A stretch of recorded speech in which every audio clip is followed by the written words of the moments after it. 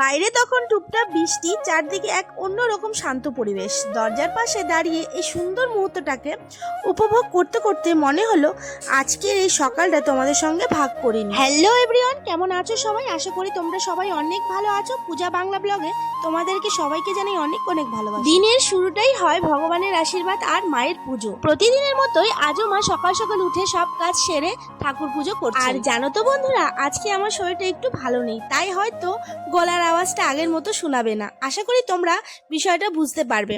শরীরটা একটু খারাপ হলেও তোমাদের জন্য আজকের এই সুন্দর ব্লগটা ভালোবাসা দিয়ে তৈরি করছি। আশা করি তোমাদের ভালো লাগবে। সকালের ছোট ছোট কাজ দিয়ে দিনটা শুরু। প্রথমেই আমার মেয়েকে ও রোজগার বিস্কিটটা দিয়ে দিলাম। তারপরে রান্নাঘরে গিয়ে সবার জন্য গরম গরম চা বানিয়ে নিলাম। সবার হাতে চা দিয়ে দেওয়ার পর আমিও আমার মেয়েকে নিয়ে একটু বসে পড়লাম। শরীরটা দুদিন ধরে ভালো ছিল না, তাই চুলগুলো না খুব জ্বর বেঁধে গেছিল। তারপরে মায়ের পাশে গিয়ে বসলাম। মা খুব যত্ন করে আমার চুল চিরুনি করে দিল। ধীরে ধীরে সব জ্বর ছাড়িয়ে দিল। মায়ের এই ছোট্ট যত্নগুলো সত্যি মনটা ভরে দেয়। মায়ের আদর আর ভালোবাসার মতো শান্তি যেন আর কোথাও নেই। মায়ের ভালোবাসার সেই ছোট্ট মুহূর্তের পর আমিও আমার মেয়েকে একটু আদর করে নিলাম। তারপরে সকালে যে বাসি বিছানাগুলো ছিল সেগুলো গুছিয়ে তুলে রাখলাম।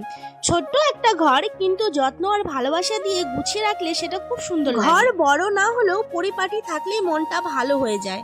আমার এই ছোট্ট ঘরটাই আমার সবচেয়ে আপন জায়গা। জানো তো বন্ধুরা, আমাদের না একটা ছোট্ট মাছের ব্যবসা। ভোর হতেই বাবা মাছের ব্যবসার জন্য বেরিয়ে যান। আজ সারাদিন বৃষ্টি ছিল, তাই ভিজে ভিজে বাড়িতে ফিরলাম। আজ আমাদের বাড়িতে হয়েছে একেবারে ঘরোয়া আর মজার একটা রান্না। কাঁচা কলা আর আলু মেখে সুন্দর করে বড়া বানিয়েছে, আবার সেই বড়ারই খুব সুন্দর করে তরকারি। আর কাঁচা কলার খোসাও ফেলে দেওয়া হয়নি। হ্যাঁ, আমার যা খুব সুন্দর করে খোসা বেটে চাটনি বানিয়েছে। আমারও খুব জোরে খিদা পেয়ে গেছিল, তাই আর দেরি না করে আমিও দুপুরের খাওয়াটা খেয়ে নিলাম। আমার মেয়ে সকালে সুজির চিল্লা খেয়েছিল, তাই ওর খিদা ছিল না। খাওয়া দাওয়া শেষ করে ওকে স্নান করতে নিয়ে গেলাম।